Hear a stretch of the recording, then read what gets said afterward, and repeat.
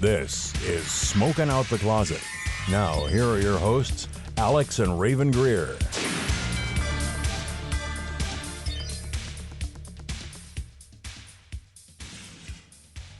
Hi, I'm Rayven. I use she, her pronouns. Hi, I'm Alex. I use they, them pronouns. And welcome back to another episode of Smoking Out the Closet. For those of you who are new to our podcast, we are a queer podcast. Yeah, podcast. Where we talk about the intersectionality of cannabis and the LGBT community, along with life, sex, food, and whatever the fuck we're feeling like. Yeah, a little bit of everything. A little bit of everything. All All the the time. Like the time. Bo Burnham song. So I'm going to say this first and foremost at the top of the episode. There might be some topics today that we're going to bring up that might trigger some people. A lot of it is anti-LGBT legislation stuff. Some of it involves child protective services. And so it's just want to kind of warn any of those who've either been in foster care, because I know that's traumatic. Yeah, it's very traumatic. I've been in foster care. Or anything like that, hey, this episode might contain some topics that might trigger people. Mm-hmm. Also, can I say real quick? Yeah. I was talking to a customer at work about Life is Strange True Colors and how that is one of the only games that I feel like has broached the topic of foster care and has done it well. Mm-hmm. And she's like, yeah, I know one of my friends, he was in foster care and he says the exact same thing that you do. And I'm like, shit, that's like a universal experience. Mm-hmm. It's like I keep forgetting, like, we're not alone in this. We, adults now who have been in foster care as kids, like it freaking changes you. Well, I knew a guy who, when I was in the military, he was an orphan for most of his life and never got adopted. So he just kind of aged out of the orphanage. That shit hurts. And I asked him why he joined the military. He's like, what else am I going to do? I'm like, fuck. Yeah, that shit. I can't imagine dealing with that. So I just realized something today. Somebody has had to change these blinds before because not all of them match. Yeah. I'm so sorry. I was staring at the blinds and like one of those is shiny and then those is matte and one of those is an off color of white. So yeah, somebody's changed these blinds before. Stupid Venetians. Venetian blinds. So, we haven't been saying what strains we've been smoking on these last few episodes. The same stuff. I just noticed before we sat down here that we haven't been saying it, but it's basically just some of the same stuff we have had before. I'm just gonna say what I'm smoking today. I'm on Terrapin's Jawa Cake again. And who makes that sour papaya? Kind Trees sour papaya, which is nice. I'm almost out of it though. I don't know. I'll have to check our dispensary up here and see if they have it, or something similar. It's really nice. Yeah. This is what did I call this yesterday? Alex is a functioning human being. Yeah. Because I came home and I was like, shit, I want to clean because I don't want to clean today when we do groceries because that's too many spoons. Mm-hmm. I was like, well, why don't I instead of just saying I don't want to do it and sitting down, I'm like, no. Why don't I want to do it? What's keeping me from doing it? Like breaking down like that possible ADHD brain thing I have. And then like my depression's been bad. It's like, you don't want to do it because your feet hurt because you've been at work for 8 hours without a break. Mm-hmm. That's why you don't want to do it. And you're like, okay, well, what can we do to remedy this? You could sit down. Well, then you're not going to get back up. But you want to do this, right? I was like, smoke pot. Pick a strain that makes you not hurt, which this takes the edge off stuff. It makes me feel a little bit more loose, right? Because like my neck's tense and shit like it's been. Because I've been sleeping weird recently. Yeah. Sleeping hard. Not long or good, but just hard. I just go directly to sleep. I wake up in weird positions. That stiff. bone ass tired kind of sleep. And I was like, okay, well, why don't you want to do it? So I smoked some pot, and this is the pot that I was like, I feel like I was a functioning human being. I did a full 8 hours of shift at work, and I did some chores at home when I got home. I got to relax and then pick up my wife from work. I was like, shit, this is what it's like to be a real human. Shit. Jawa Case is okay. I forgot how much of like a weird head feeling it gives me. I don't think I rated this super high, and it's got like really bad dry mouth inducing. Man, I wouldn't be able to deal with that. Put my head under the fucking spigot. I have been that thirsty. Have you ever been that thirsty? Yeah. Fuck. You put your head under the sink. But And before we get to our big topics and everything for this episode, I do want to say I am reaching out to a couple people online to try getting us some sponsors or potential interviews. And this is so cool because didn't you say we've had people reaching out to us too? Yeah. Like this is Well, so cool. I put out in the Twitter for the cannabis community, I put in, hey, our podcast is very young. This is officially episode 24. Yeah. We're still very young. We've only been doing this since September of last year. We're trying to find more guests because we only have the one, which was Jessica. We have another possible one lined up with scheduling and stuff. One of my coworkers. One of your coworkers wants to come onto our podcast, which I'd love to have her here. I love her. She's so cool. If she already listens to this, hi. Hi, how are you? But then, like, I was like, either guests or potential sponsorships. Yeah. Because, and don't get me wrong, we've had like a lot of people, like someone who works for Forbes started following us. Because I tweeted out, I remember telling you all about the grammar error, and I thought it would be funny. And then somebody was like, maybe they're onto something. They checked out our podcast. They followed our podcast Twitter. And I was like, holy shit, that was a joke. Is this how people like start to get internet popular? Mm-hmm. You tweet something out as a joke at somebody, and then they're just like, well, we're just gonna run with this here. Holy shit. Because if you imagine if he works at Forbes and they saw our podcast, there's somebody there that probably would want an interview, like somewhere down the line or something. This is crazy. Like there's a couple of social media, like small social media companies that are trying to make, their own social media spaces for cannabis. Glasshouse Farms follows us. I love those guys. There's some awesome stuff over there.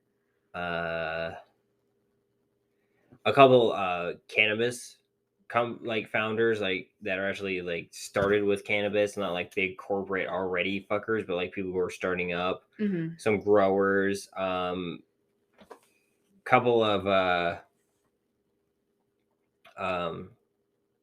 people who work as a pharmacist and the people who understand the chemical side of it. Yeah. Staff writer for High Times. So that's cool. We use you guys' articles a lot over there. Not High Times. We usually use Marijuana High Times Moment. Marijuana Moment. I had a couple from High Times. Like one, I think. Team Reefer, who pays for costs associated with cannabis DUI and other charges. Yeah. One guy, Timothy McDowell, who works in the cannabis industry and is a 2-time Cannabis Cup award winner. That's so cool. Like, we're getting a following. We're getting a following. This is cool. And it's something that I'm really excited about, and also kind of nervous. Yeah, it's excited and nervous, and wow, this is cool. But I do want to get to the point where like we can either live off this podcast or like be able to like travel everywhere and like not have to worry about money. Yeah, and like do stuff with cannabis, and we can report back to everybody. Like we could go live from a cannabis cup, or yeah, or like take a stoner trip to Colorado. Yeah, and dispensary, like, review stuff out there, or go to Colorado, or like do a live tour, and like we go down the entire West Coast, or go down to the legal states on the East Coast. Cool. Go to big Pride events because we also do LGBT stuff. And heck yeah, dude, can you imagine if we got part like as a voice at Pittsburgh Pride? That'd be so cool. Well, there was one company you were looking at that was working with. Was it Miatri? Yeah. That was it's working with Pittsburgh Pride because they do stuff with them. Yeah, there was like it was one of the so there are a couple I didn't write anything down about this. I'm glad you remembered. There are a lot of smaller, hey, let's get you your card people out here. Like there was one person we knew back where we used to live. That was the Green Bridge Society. That I love you guys still. I still send everybody even out here in Pittsburgh to you because I know you do all your stuff remote, right? You never have to step in their office. Everything's remote.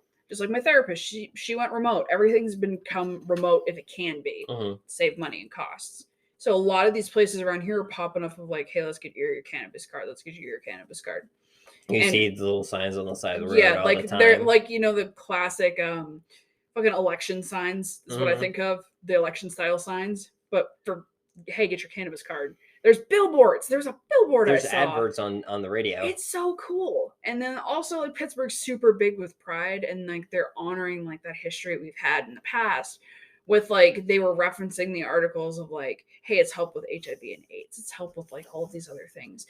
And like the cross section there. And like I'm getting choked up just talking about it. Because it's just so cool. And like I would want to go to this event. And it's like an event that I found on Facebook. I just fell down a rabbit hole. I was on one of like the it was a tabletop convention. Yeah, the tabletop convention in Monroeville. It was an event hosted by cool like retro gaming in Pittsburgh, which I'm a part of. When we moved here, I joined it because I love retro gaming. I love to hook up with other people who like retro games. I'm starting to like build a network to find stuff for our collection, right? And this was an event that we were looking to go to, and like then it was like, hey, related event is this other thing. And I think it was something for like a coffee shop. I was like, I'm not super interested. It was like jewelry making, right? And I was like, whatever, not super my scene. That's more like Cousin Anne stuff, right? And then I was like, no offense. I like that kind of stuff. Just wasn't what I was looking for. Yeah. And then I was like, hey, what is this thing? And it was, all I saw was a rainbow pot leaf. And I was like, I can get behind whatever this is. And that's what it was. It was this, I think it's an all virtual, basically seminar to have as many people as they can come and like.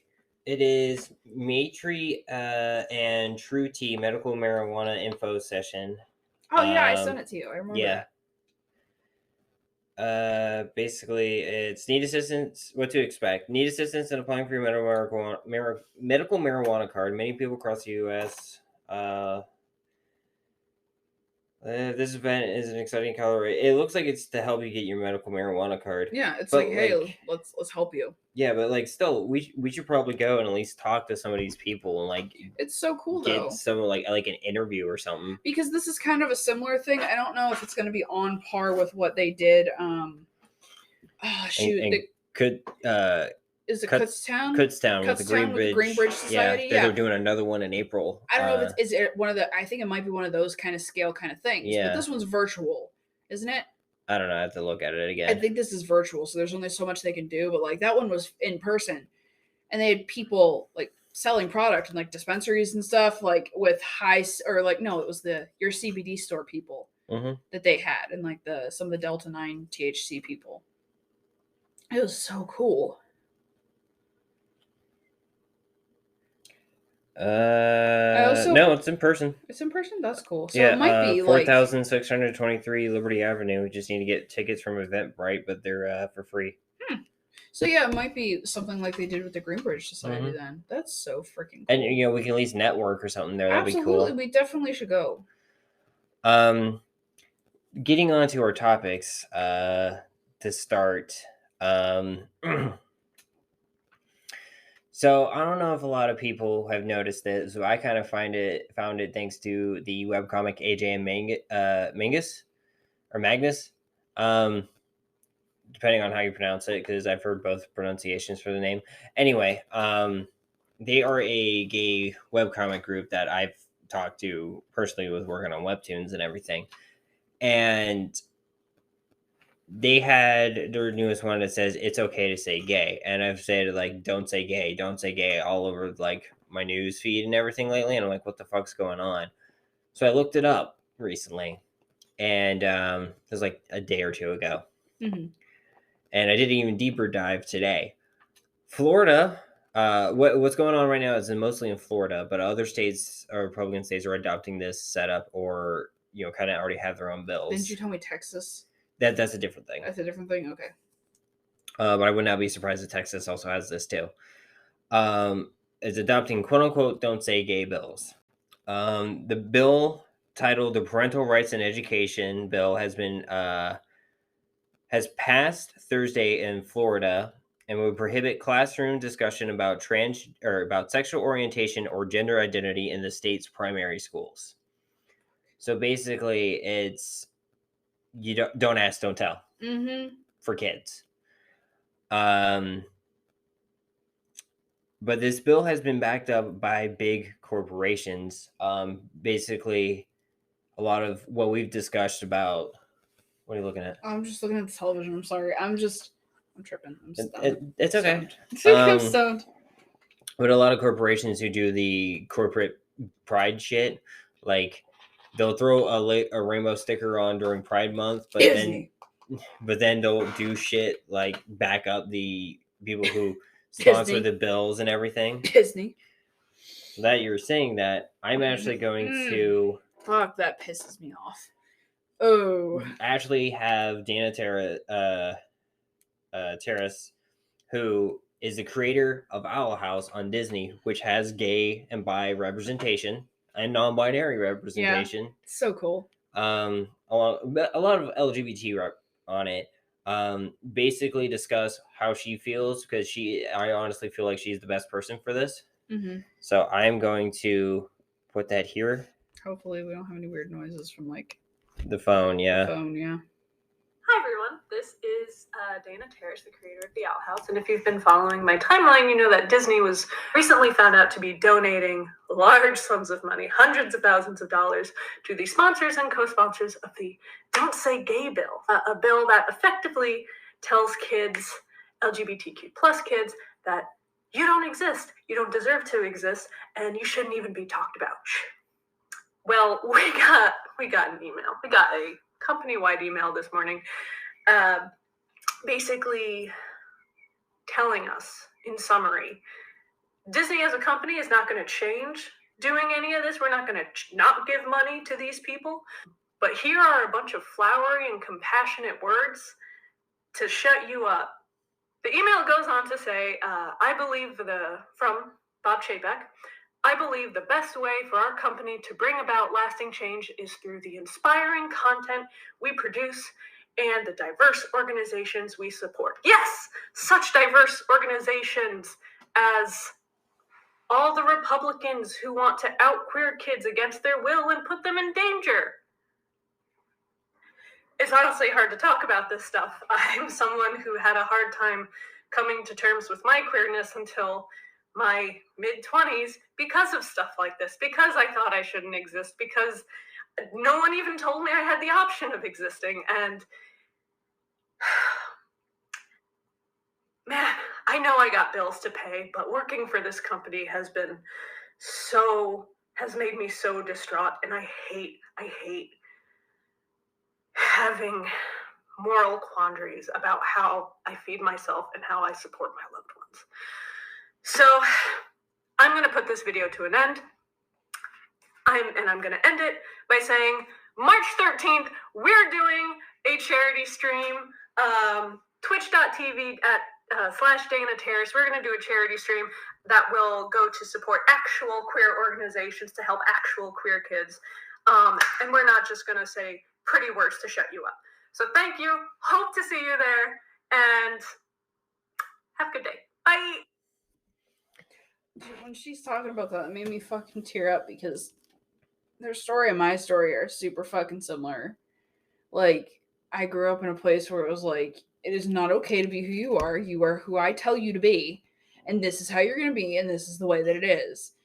And I've told you the stories of like trying to figure out my gender stuff around people who weren't like hip with that. Yeah, and they're basically like, no, you're not. No, you're not. Like, I was with somebody who thought, I was with a cis male, so that made me straight, even though at the time I identified as bisexual. That kind of shit.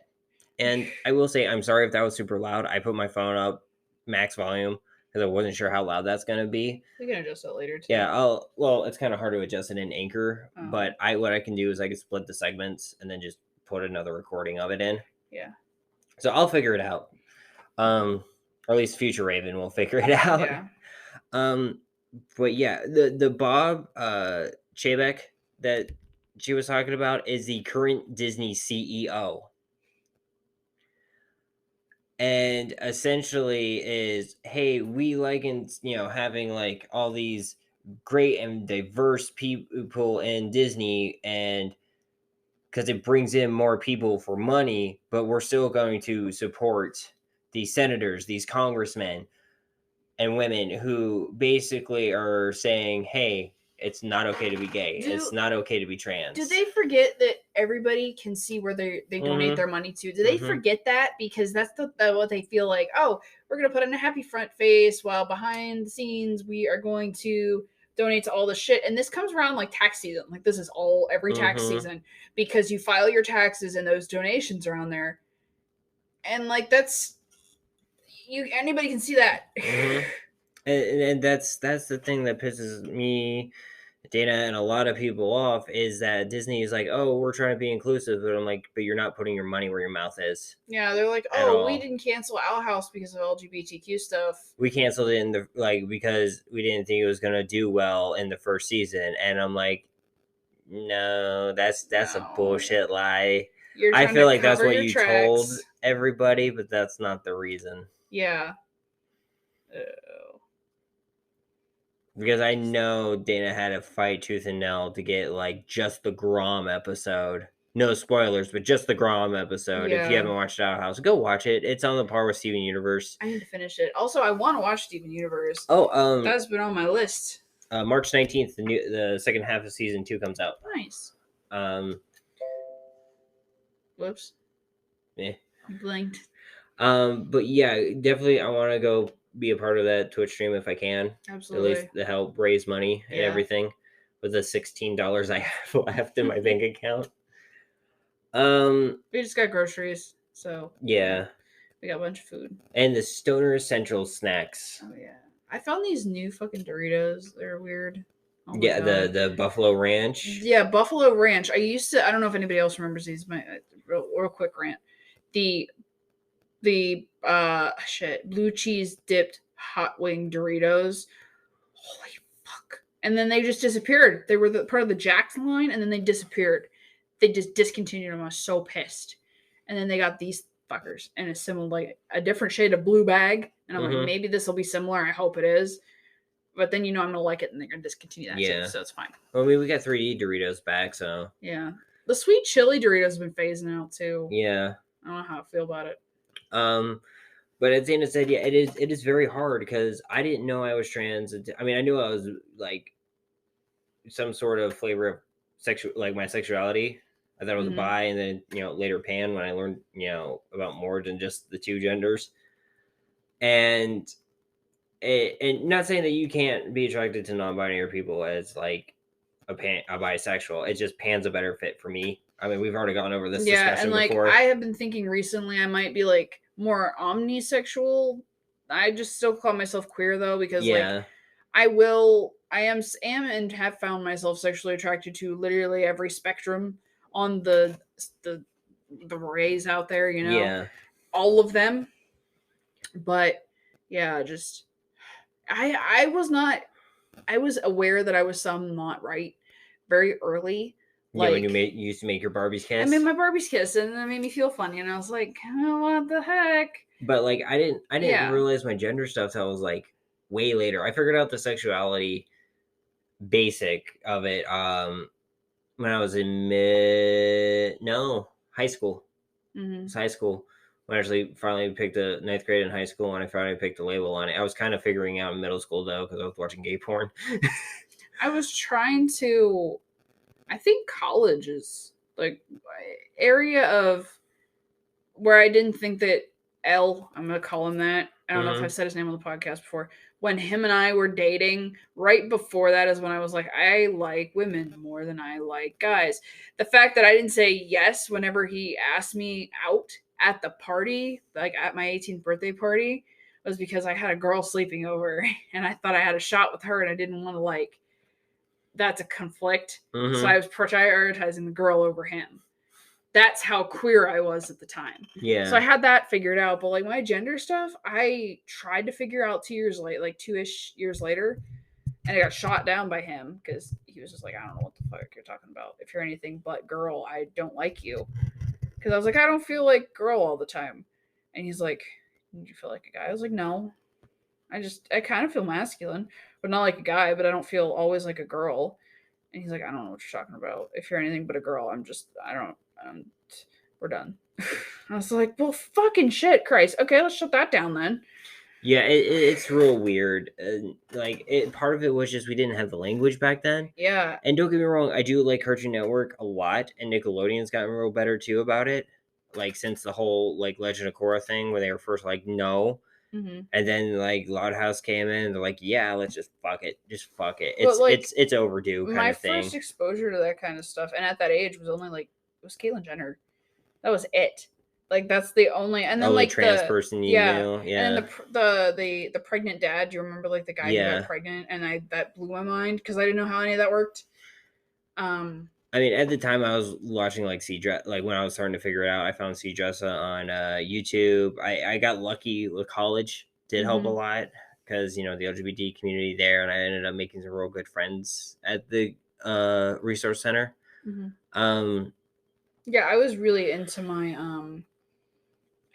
like LGBTQ. I think we called ourselves SAFE, the Student Alliance for Equality, mhm. at RMU, and I was super into that and like learned about trans people, learned about ace people, learned about like so much, and like that was one of my first exposures to somebody using they them pronouns too.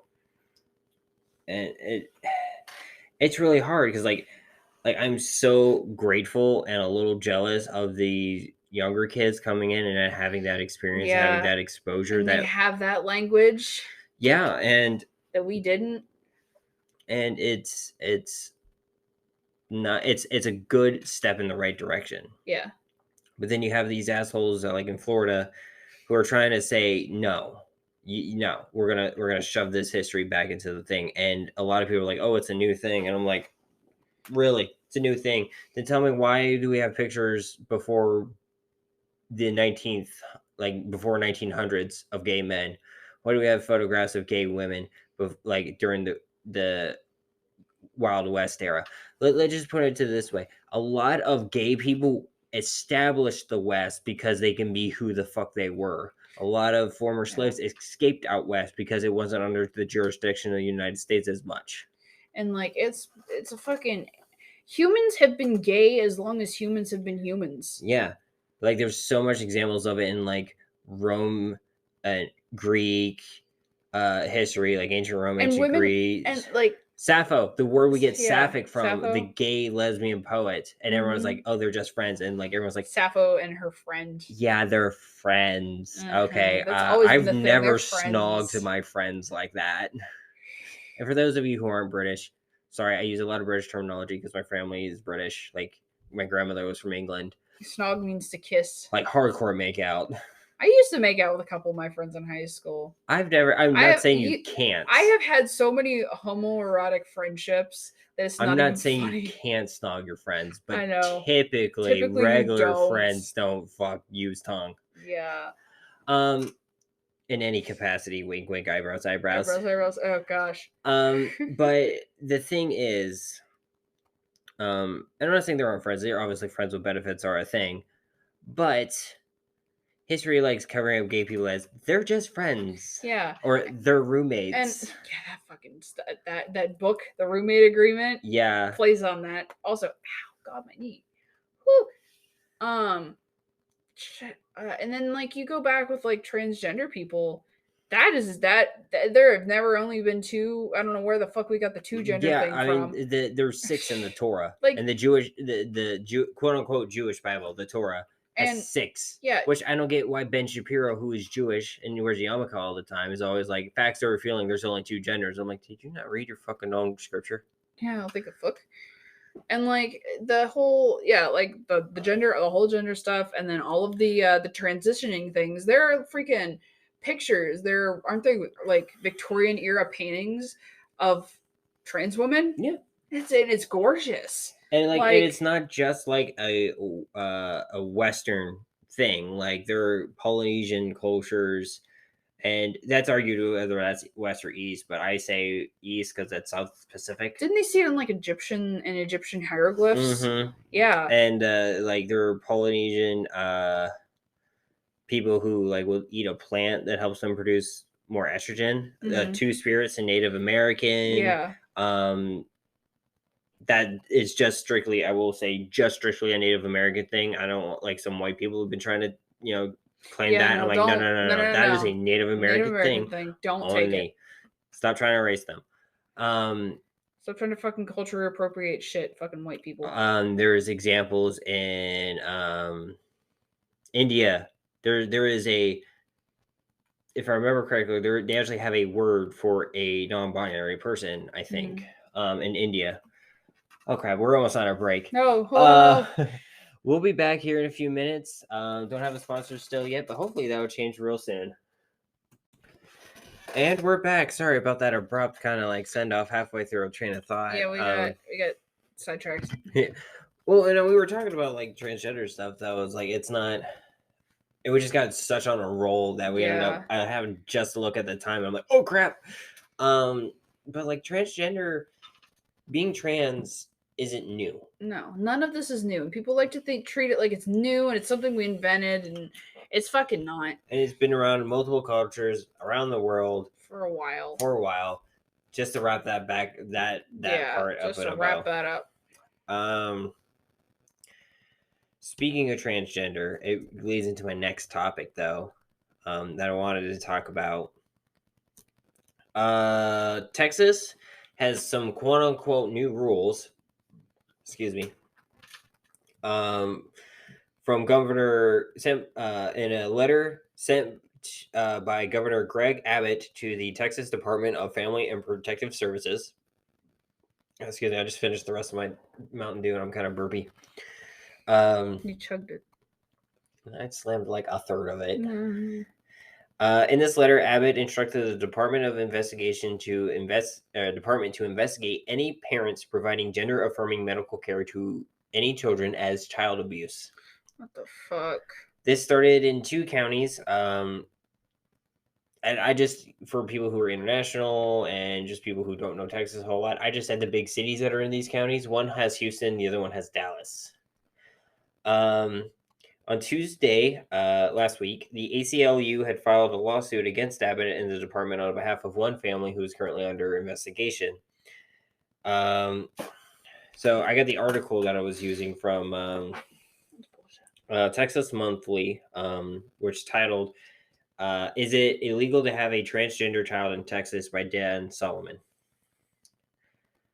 So what's going on? Basically what I brought up. Receiving just potential child abusers if their kids are receiving gender affirming medical care, a model of treatment that the Texas Medical Association, the Texas Counseling Association, and the Texas Pediatric Society agree is the best approach for caring for transgender children. This includes drugs such as puberty blockers that delay the onset of puberty in pre-adolescent kids, as well as the use of hormones in older kids. Abbott's policy also targets genital surgery procedures, which existing medical guidelines do not recommend for children under the age of 18. Did Texas pass a new law to put this policy? In fact, no. There is no new law at work here. The Texas legislature, which meets every other year, isn't in session in 2022. Rather, Abbott's letter is based on an opinion issued by Attorney General Ken Paxton on February 15th that interprets existing child abuse laws, specifically Chapter 261 of Texas Family Code, to means that the laws applies to parents who allow their children to be prescribed unmedically necessary gender-affirming treatment. Paxton's opinion does not carry force of law, although according to Texas A is an Alpha, M is a Mary law library, such opinions are highly persuasive and generally considered to be authoritative until and unless they are overruled by legislation or court action. You could also argue that the legislation already argues that back, because if it's considered medically necessary to treat dysphoria, which is a medical condition, then you shut the fuck up. Exactly. And now here's my thing, right? with intersex kids, they already perceive cosmetic surgery that are not medically necessary. Yeah. Why is that not considered child abuse? Why is forced circumcision outside of religious context not medically that is not medically necessary, not considered child abuse? And now I do get it is under some, religious, reasonings for some groups. But those like me, who I was never raised In that Jewish, religion. I was never raised. The only ones I know off the top of my head is Jewish. Yeah, but most people in the United States with penile are not raised in that religion. Yeah, because my mom has told me I basically got that done because my grandfather got it done, and my grandfather was like, yeah, you should have that done. It's And I life, want my kids to look like mine, kind of thing. And later in life, I realized that's not medically necessary. No. And so, and like, sorry, just focusing on the numbers too. If you look, uncircumcised people, there are like what 20% of them, and the rest are circumcised. That's just, it blows me away. Yeah, it's a very small number that are uncircumcised. And when you think it'd be the other way around. Yeah, and it's just because of bullshit, old, religious reasons that are not right. It's like the guy who made Kellogg's. He was a big, advocate for circumcision because he thought it would stop kids from masturbating. Yeah, and he thought cornflakes would stop kids from masturbating. Yeah. You're hilarious. So it's from, like, people like that who, like, think, that certain things that we do should not be done. Mm-hmm. And it's the American, and I'm not saying it's all American Christians or Catholicism, but it's that American Christianity that we talk about that is widely different from Christianity across the world. Yep. That shit. And it's ridiculous. And so that's what I think is what's a play here. And it's bullshit. And it's just a way for there's a plane out there. I'm sorry. For basically Republicans to still bash on the fact that transgender people are the current boogeyman. Yeah, it fucking pissed me off. And so it's bullshit. It really is. It really, and such bullshit. It just gets me heated. So here's what medical experts say about puberty blockers and hormone therapy on kids. Using puberty blockers to treat gender dysphoria, the quote-unquote clinical term that describes a mismatch between someone's gender that they were assigned at birth and which they identify as not unusual, according to standards of care from the World Professional Association of Transgender Health, WPATH. The idea behind the treatment is that by delaying onset puberty with reversible drugs, which basically puberty blockers is what they're, kind of nicknamed, it just delays it. It doesn't stop it entirely. Yeah. Once you stop it, your body's going to catch up and kickstart it naturally. If you decide, oh, hey, I'm not, like, I was kind of figuring it out, and it gives you time to figure it out. Right. Yeah. And so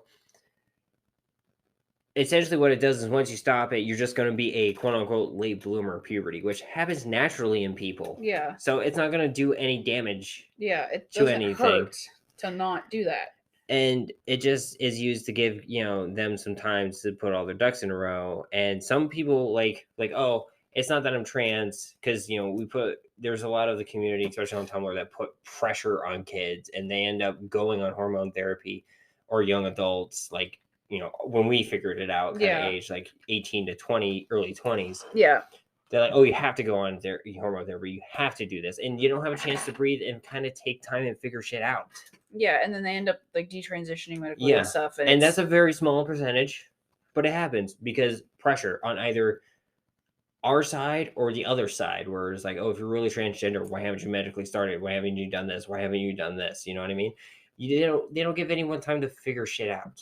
No, like my perfect example with me, I have not even considered, like, I have thought about it once or twice, starting like a low dose tea, just because I don't like the way my voice sounds about it. Also, I don't want anything else that comes with it. So I can just do voice training. So I don't want to chemically transition or medically transition. however you want to say that. Like, the only thing I want to medically done to transition in that regard is like top surgery. I've been considering top surgery. And because you know how hard it is to compress like double D's underneath a compression sports bra, or even like a freaking binder. It is hard.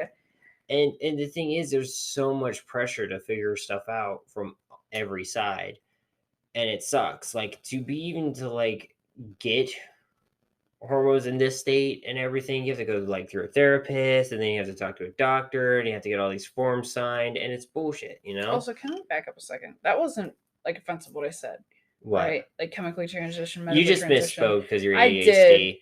I did. I was thinking chemicals like hormones, and I was like, whoop. Yeah. Cool. So, I'm sorry. For our listeners, we're pretty sure Alex has either ADD or ADHD. We haven't gone to an actual doctor, but their therapist who also has it is like, you were showing a lot of signs. Yeah. Somebody who I used to work with who was actually diagnosed, he's like, you sound like me. Go. Here's a doctor. Go get diagnosed.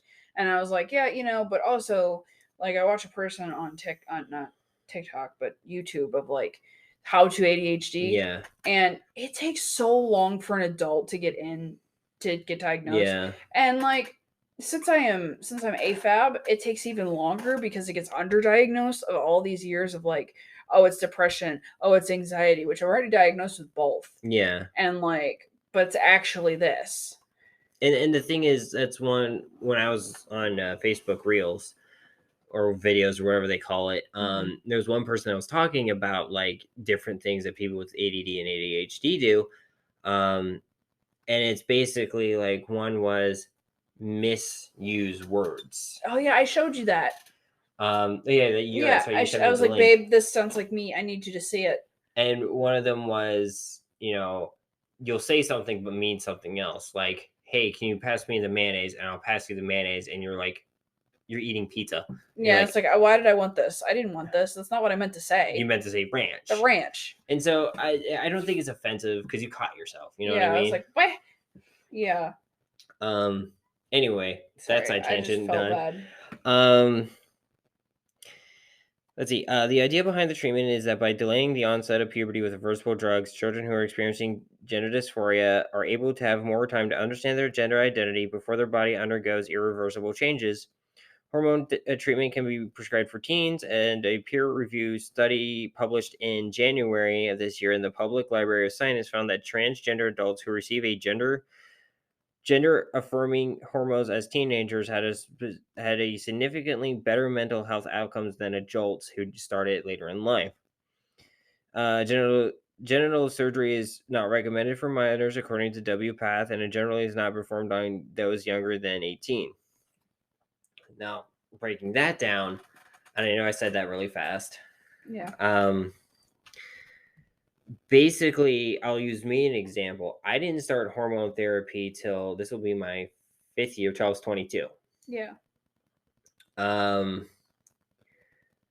And it is a lot harder because my body's already gone through so much growth as a man. Air quotes, man.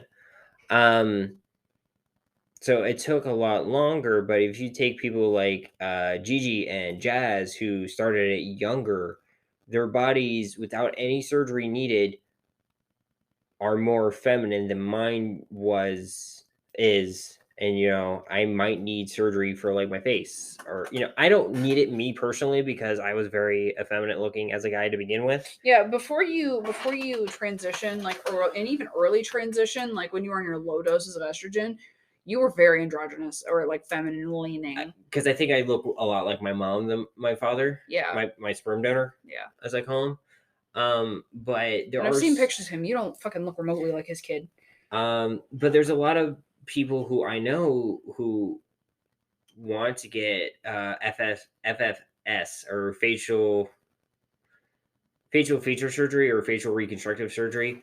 So their jaw's not as square, they want to get their their Adam's apple shaved and everything to like make their body look more feminine.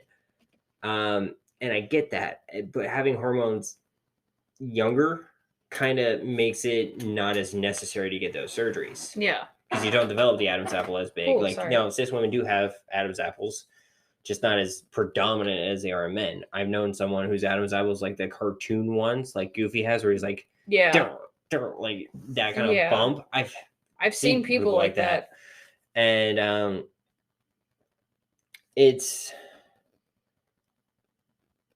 it kind of stops that. And that's the thing that, you know, WPATH and a lot of trans right groups and a lot of people who are trans are like, I didn't have the language then, but if, you know, I talked to my parents and were like, hey, if we knew, you know, it would have been a lot easier if we didn't have the language then. Yeah.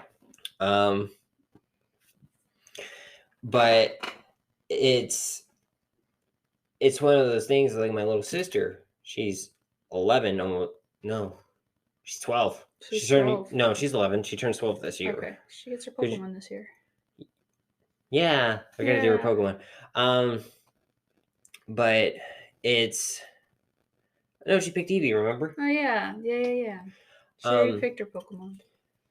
But it's because she came out as lesbian at like 9 or 10, or maybe even 8, like a lot younger than I figured it out, and we're all okay with it and everything, and not an issue. But we have the language now. Yeah, and she has the language not to be able to do that, and that's like the age I started to actually question things too. It was like, but also younger than her, but it's like there was no. She has all this language and it's amazing. She has all this support. So I know you have an article. I do. Also, I'm very thirsty. I'm so sorry. Hold on. It's okay. Whew.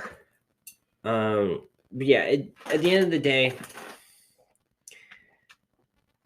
these Republicans who are super anti-LGBT, like, go fuck yourselves. Yeah, directly. Because you're quoting a part of the Bible that was mistranslated in the 40s. And if I can, my mom is on the hunt for a Bible that was made in like the late 1800s, early 1900s, before this mistranslation happened. Okay, I don't think it was in a mistranslation. It was a change in the King James version, and it stuck for the other versions. No? There was a group of people who were dissecting the Bible and everything in this one university, and they were going over the translations and everything. And the translation, they actually ended up saying man who sleeps with another man. But someone wrote to them saying, like, there's this whole documentary I got to refind and everything. It was basically like, hey, someone wrote to him, this does not translate to exactly a man to another man. This is basically man to a boy. Yeah. And this translate, like, what you're going to start printing in this is going to make a whole lot of issues.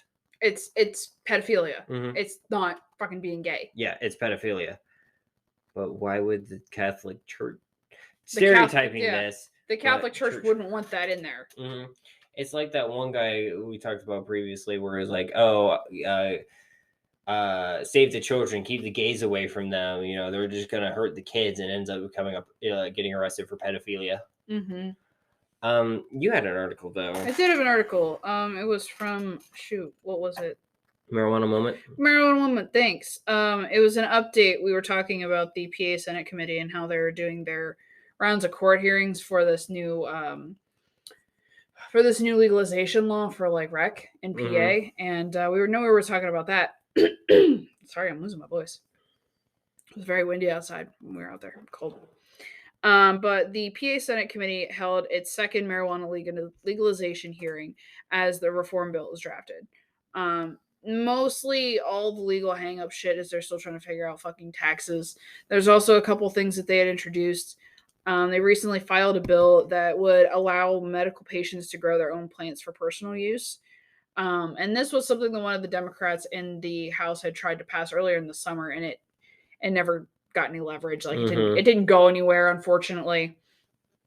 His name's Street was the Democrat in the House. He's also behind another recent cannabis measure to provide state level protections to banks and insurers that work with cannabis businesses. So like building insurance, renters insurance, like the banks like FDIC that they work with would allow them to cover the money that the bank, the cannabis community was bringing to that bank. That alone. I'm sorry to interrupt.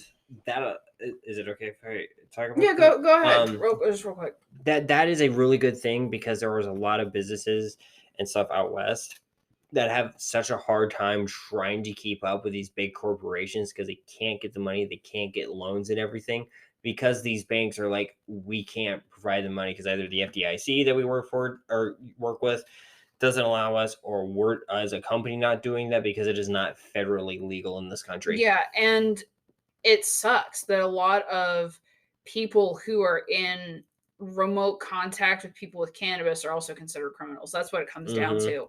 Is yes, it's legal in your state. Yes, it's legal, whatever. But these places that are overseen also by some sort of federal entity are gonna like get upset. So yeah, this is good that we're doing this right now. Yeah, it's to good. see how we can. I don't know how you're gonna make an exception to a federal law though.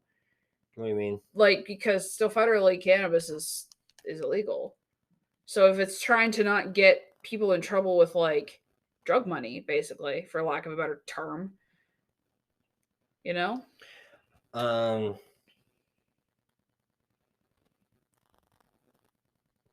Like, I'm just trying to figure out how that works. I'm actually looking up that right now.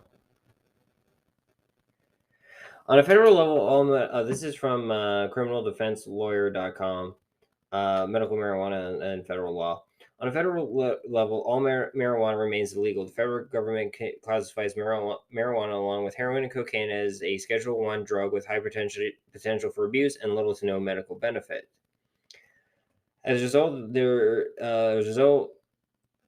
of the conflict between federal and state law, residents in some states find themselves using marijuana for medical purposes in compliance with state law while simultaneously violating federal law, such as you and me. Yes. This article discusses here some of the complications that apply when federal and state laws conflict. The Supremacy Clause of the United States Constitution, Article 6, Clause 2, establishes that federal law controls when state and federal law conflict. The Constitution itself, however, provides an exception when it comes to the exercise of police powers. The 10th Amendment of the United States Constitution generally delegates police power to the states. In practical terms, this means that the states cannot prevent federal prosecutions of their citizens, i.e., the DEA or AFT, for the use of medical marijuana. But by making such use non-criminal on their own laws, they can eliminate state prosecution of those citizens under state law. Okay, so they usually what you're saying is they usually prosecute at the state level. So there's really no reason for the federal level to step in. Because think about it. The way the state, and there's more if you want me to go deeper into it, but from my understanding, it seems like because if you notice, a lot of the legislation is you're allowed to have this much, you're allowed to have this much, you're allowed to have this much. And, I don't know when this article was written. It doesn't say. By the way, this is by Stacey Barrett. I want to give credit where credit's due.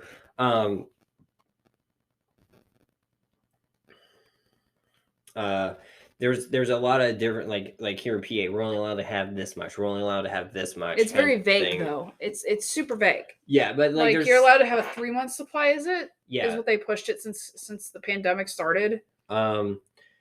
But here's the thing. In 2013, the Department of Justice under Obama's administration formally announced that it would not interfere with marijuana operations that strictly complied with state regulations. While it is still federally illegal, the Department of Justice is not going to do shit. They're just like basically like hands off. This is your baby. Federal law enforcement would instead narrowly focus on marijuana revenues that appear to fund gangs, distribution of marijuana to minors, marijuana moving across state lines, basically where it's legal to illegal. Yeah. Money laundering, violence and firearms use in growing and distributing marijuana, driving under the influence of marijuana, and possession or use on federal property. For example, national parks. Under the Trump administration, the Department of Justice terminated this policy and announced federal prosecution can pursue criminal cases whenever state and federal laws collide. marijuana laws collide. So far, the policy reversal has largely been symbolic. Individual federal prosecutors have the discretion to pursue prosecutions that the federal agents bring to them.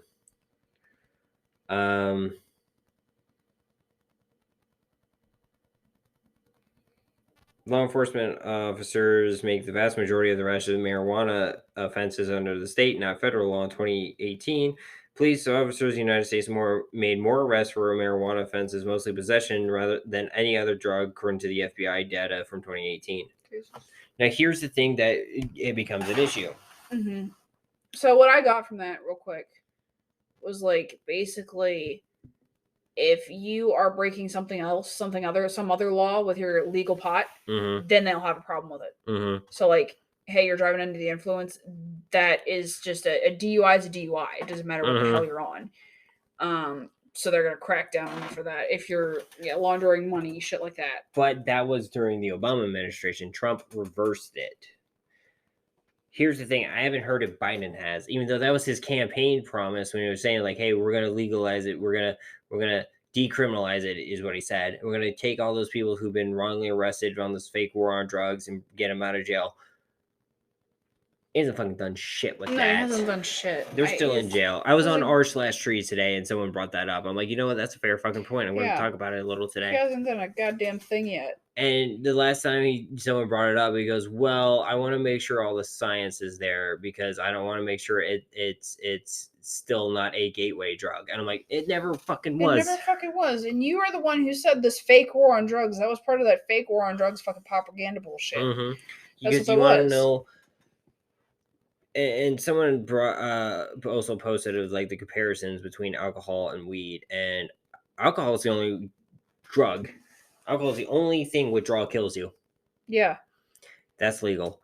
And don't get me wrong, I think alcohol should be legal because when taken responsibly, it's not a bad thing. You know, I've had a beer once or twice. Like what? I had a half a beer put in the groceries away. Yeah. Also, in small doses, very, very, very small doses, beer has been known to be good for you. Yeah, and most alcohol, it's taken responsibly, but alcohol is treated like this big pariah and it's beautiful thing and is on the Super Bowl and is on all these ads and everything. But fucking cannabis gets shot in the foot anytime they try stepping outside because of these old fucking propaganda. And fucking the thing that pisses me off that it comes down to is one kills you and one fucking doesn't. Mm-hmm. And it's one's legal and one's not. Because the quote "Adam ruins everything" here. And sorry, I got real close to the mic. I had to scratch my foot. I'm sorry about that. I love that show, by the way. There's no marijuana deaths. But how many hundreds of thousands has smoking killed? How many hundreds of thousands has alcohol killed just in the United States? Yeah. Between alcohol poisoning, drunk driving, fucking just being inebriated and doing stupid shit.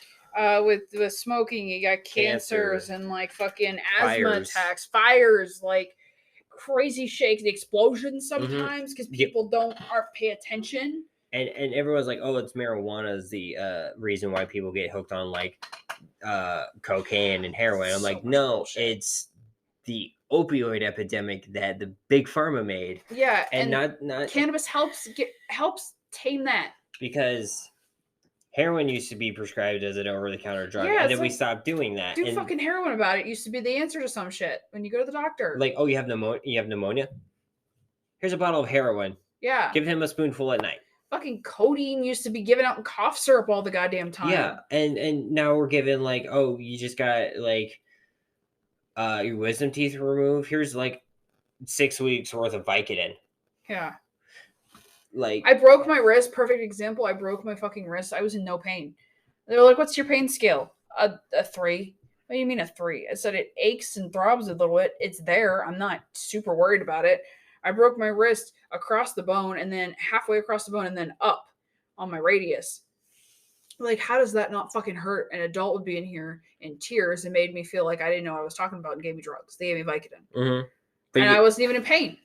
And then yet when I go get my fucking wisdom teeth removed or when I, shatter my kneecap and tear my patella tendon, since they gave me opioids before, they won't give them to me when I actually freaking need them. Yeah, because the PA has kind of tried to fix it in the last 15 years or so. Mm-hmm. But, like, they're a big cause of like a lot of the issue because, you know, in the 80s and 90s and early 2000s, basically these companies were like, hey, we'll pay you extra money if you give these people this prescription.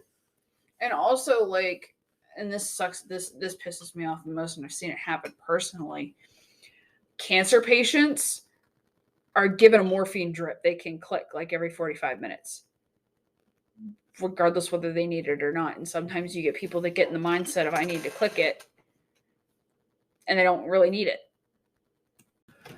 And then they make themselves sick with it. Yeah, and it's stupid. The quote Family Guy, why cure someone where you can just relieve the ailment and bill them every second another way? Yeah, exactly. And that's the thing that sucks. And it's corporate greed. Like, It took bullshit. 4 years for the people who hiked up the EpiPen pricing to get sued and reach a settlement. Yeah, it's fucking ridiculous. 4 fucking years for anything to get done. Meanwhile, they don't care. They're just going to hit the settlement because all the money they made in the process because people need the fucking EpiPens. Insulin shot up in price. Yeah, it's not like something you can't just not fucking buy. Yeah. You're going to die. Yeah. Okay. I have a friend who has type 1 diabetes. I went to high school with him. I know he spreads it out. And I'm like, and someone suggested, get dog insulin. It works pretty much the same. Yeah. If you go to a vet and get dog insulin, I'm like, what the fuck? And people are wondering why people get sick from getting shit like this that are meant for dogs, not humans. And they get sick on it because they can't afford regular insulin. Yeah. And so it's bullshit. The entire fucking medical industry in this country is bullshit.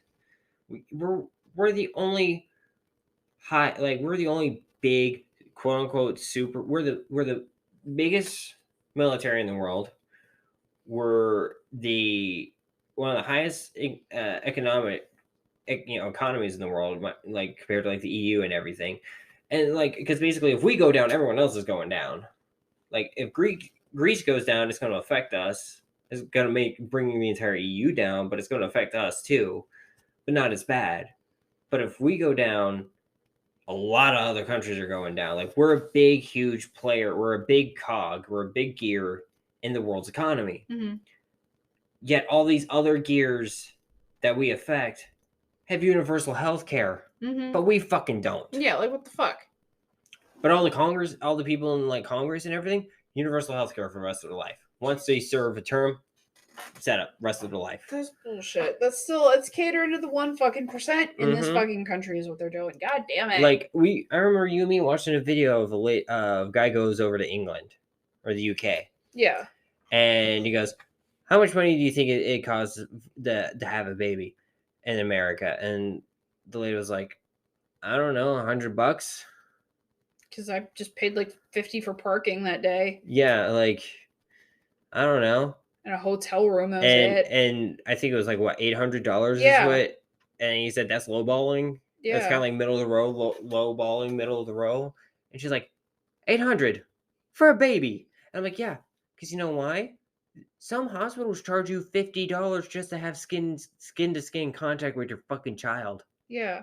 And like some of it too it's so much more than that. Like, because they charge you for literally fucking everything. They do. Sometimes it can be upwards of a couple $1,000s to have a kid in the United States if you don't have health insurance. Yeah, or even with health insurance. Even with health insurance, of what they will cover and what they won't. And here's the thing I think is bullshit because there's been talks of like, okay, the way they upcharge everything is ridiculous, right?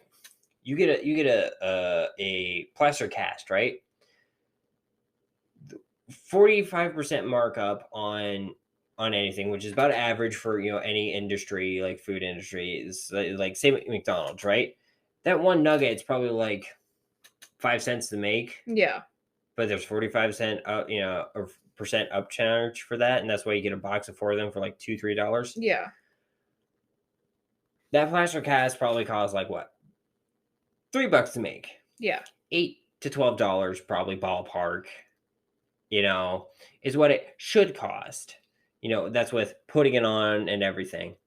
Not, $237 for just the cast. Yeah. And that's not to get it off either. Yeah. That's just to have it on. Just to have a cast.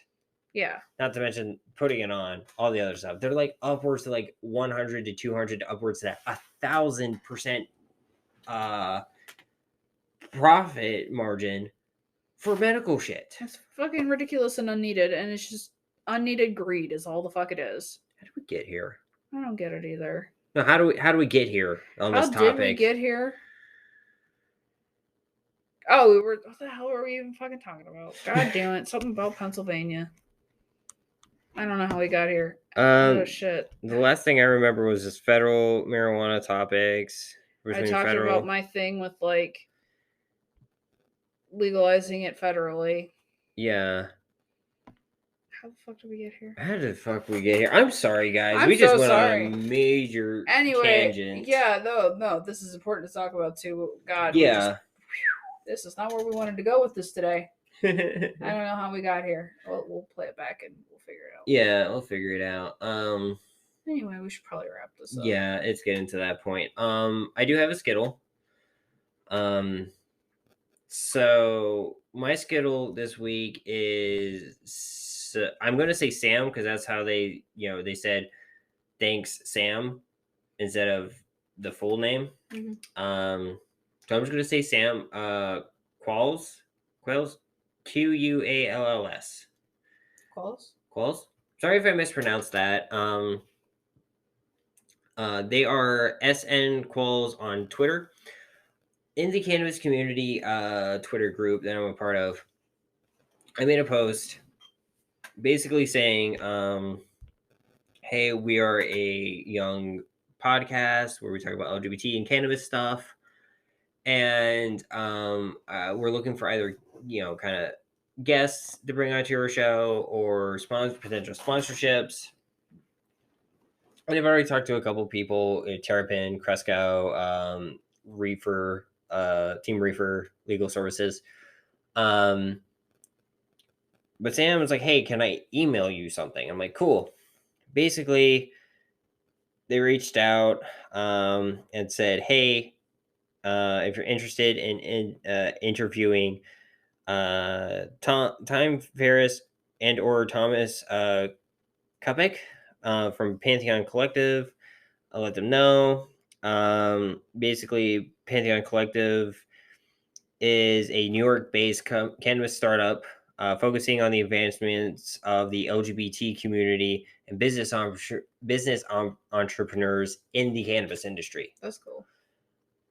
And that is something we talked about before, and I wanted to see. So, thank you, Sam. Yeah, thanks. That's awesome. For giving us this opportunity. I am definitely going to reach out. Just got to try figuring out scheduling stuff. But thank you so much for this. I think it would be really cool to talk to both of them and kind of see what they're doing in New York and cool. See if they have any plans of spreading out and like trying any other states like here in PA or New Jersey. Like, or are they just going to say a New York thing, which is not a bad idea, or it's not a bad thing to be just one state. I know it's easier. But just to, let our listeners know that, who live in New York, be like, hey, if you guys want to start stuff in New York, it's a prime time to do it now because New York's legal market is still really young. Yeah. But once again, my name is Rayven. I use she, her pronouns. I'm Alex. I use they, them pronouns. And we'll see you guys next week. See ya. Cue the jazzy ending music.